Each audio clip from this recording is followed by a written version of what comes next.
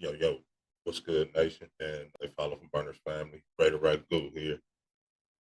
First of all, please like, share, and subscribe like you have been doing. It's a beautiful thing. We appreciate it.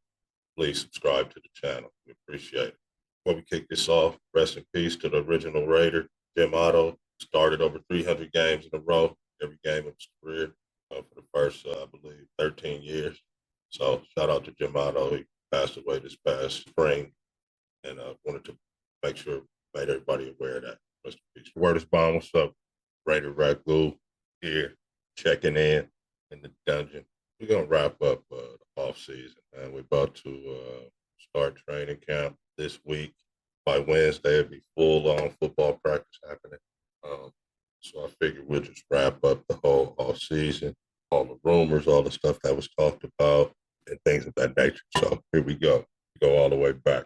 They finally, the Raiders, went on ahead and made Antonio Pierce the full-time head coach, removing the interim tag. It was a much anticipated move by much of the nation, and we were happy about it for the most part. Right. Then they went back and forth on Champ Kelly, didn't hire him, going with former Chargers GM Tom Telesco, who had just been fired by the Chargers to make room for Jim Harbaugh. The Chargers hired out of college, Michigan. They won the national championship. You guys all know the story. Jim Harbaugh is back in the NFL. Then the Raiders, something interesting happened, right? They hired Cliff Kingsbury, then they did. He was gone, just like that. It could all happen within just like a 24-hour period. For whatever reason, it didn't happen. Kingsbury ended up going. Kingsbury ended up going to Commanders.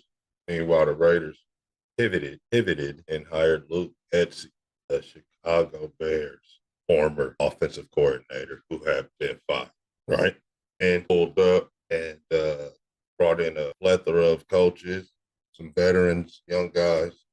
And according to AP, he brought in those young guys to help the older, more experienced coaches with the technology part of the job. Makes total sense.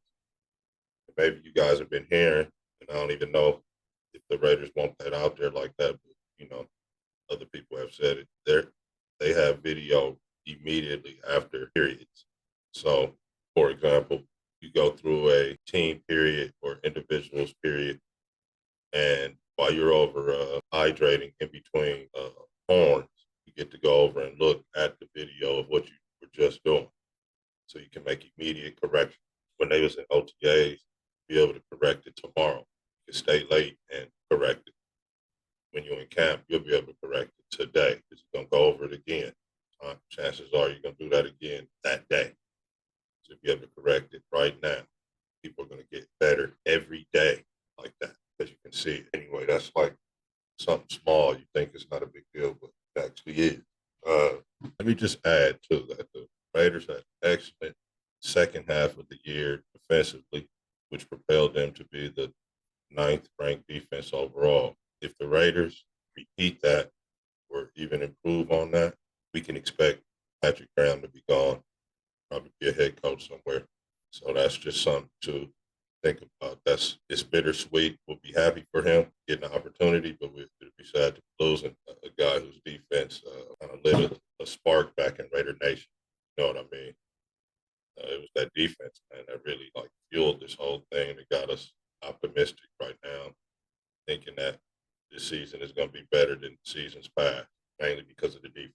Offense only scored one more point than we gave up. So, I did a video about that a while back. If we can improve that, then we should be a playoff team. But yeah, be prepared for that.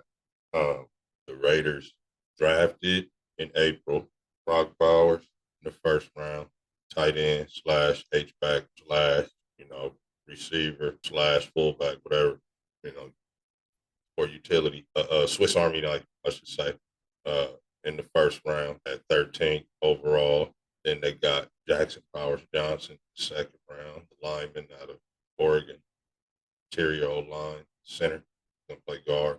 Third round pick, Jay Glaze, offensive tackle, University of Maryland, former teammate of Ja'Cory Bennett. And I believe fourth round pick, Tommy Eichenberg, linebacker from State. Watching film on Divine Diablo, I see why they drafted him. I'm saying they went on to do the Cambrian draft, Cambrian Richardson, Jay Devonshire, Dylan Lowby, and the kid out of Air Force, Ed Reed, Bucks, Trey Taylor, I believe his name, Trey Taylor. So those are all the new draft picks. So it was safety, two corner, running back, a linebacker, the tight end, slash, and then the two linemen, tackle, and a guard. That's a pretty good haul, man. Hopefully, we'll see. Three of those guys start heavily participate.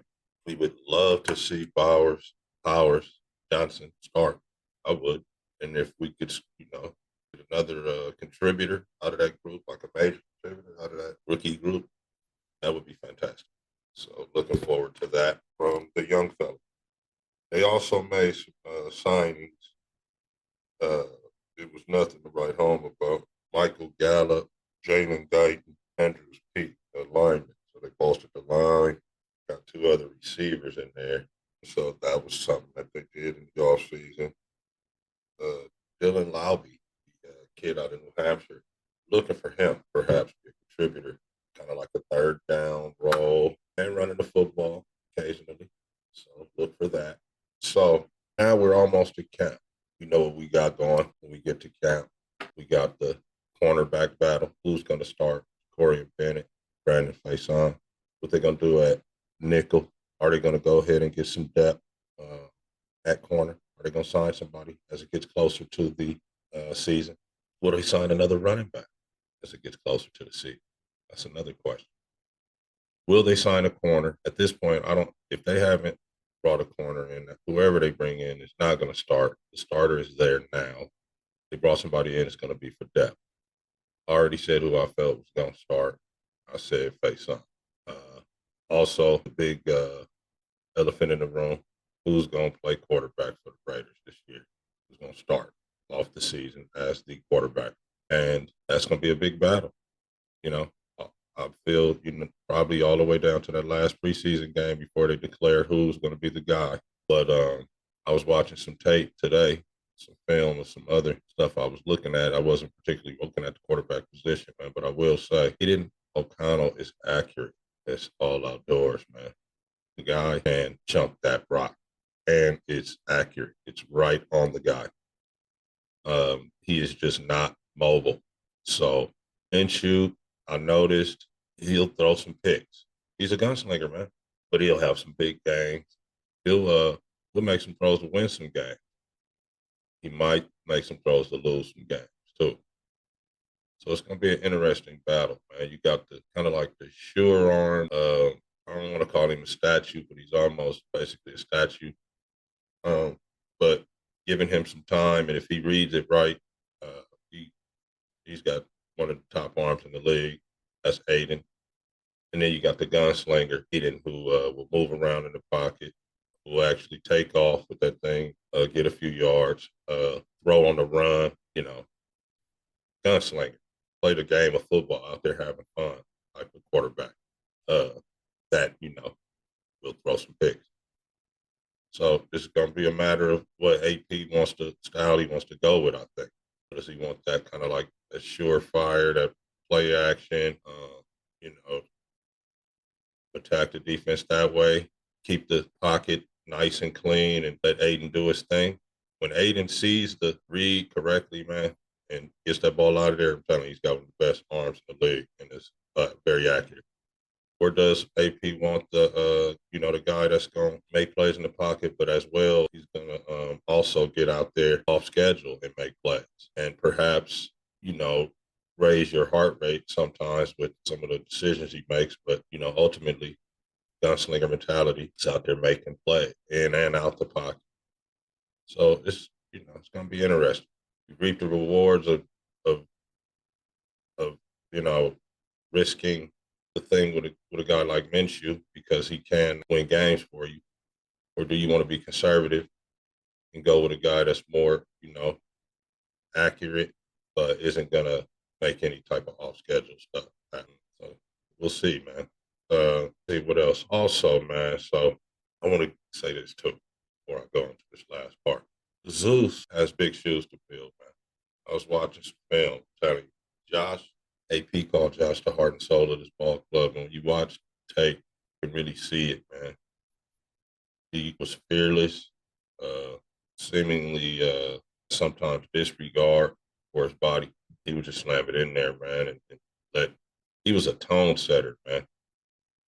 He was the guy that made it tough on other teams for the Raiders, and uh, Zeus has got to do that same thing, man, while adding his own flair and style to it. But he's also got to run tough. Josh was a tough runner, man, and we got to have that from you too, Zeus.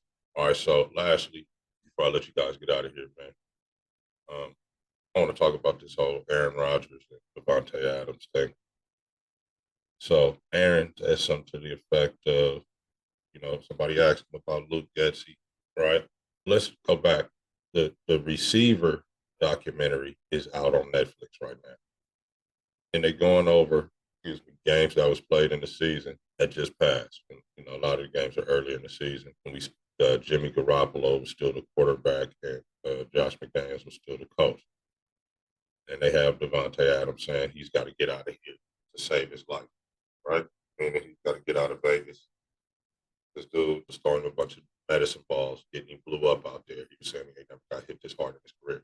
So then you got Aaron Rodgers now, recently at a golf tournament last, asked him about Luke Getsy. He said he loves Luke. And then he elaborated, went on and asked what people didn't even ask him about, and said that he loves Devontae too, and that he can't wait to play with him again. So from that, the Netflix show and that happening, all we had this past week was a bunch of Devontae Adams talk. A bunch of New Yorkers and out of towners talk about how they already know what's going to happen and when the trade is going to happen and all that. And it's got Devontae to the Jets, right? Pure lies, bro. It's lies. That's just talk. They're trying to talk it into existence because it's New York. They want to try to win a championship. The Jets do because of what happened last year. Well, I'm here to tell you, man, that's garbage. It's not true. And if anything, here's what Aaron meant. It means he's coming to the Raiders next year to play with Devontae. I'm surprised nobody caught that. I looked at his deal. It was really a 2-year, $75 million deal last year and this year. He can get out of it. Devontae can restructure his contract as well. His money is done after this year as well. They both can have new contracts. Not saying, break the bank type contracts, but new contracts. Aaron will be about 42. Devontae will be 33. And play a couple years together, man, here in Vegas, man. That's what he meant. You guys missed it. So, yeah. And you heard that from here first. Remember, they follow Burner, right? So now you're going to start hearing this. Guarantee you. But you heard it here first. Raider Ragu. You know what, man? With that, I'm going to go and set it off, man, and end it, man. You know what I'm saying? I ain't going to hold y'all. But like I always say, man, just win, baby. And please subscribe to the show, like, share the episode. And please, man, hit that subscribe button, man. Hey, we love you. Thanks for the support. And just win, baby.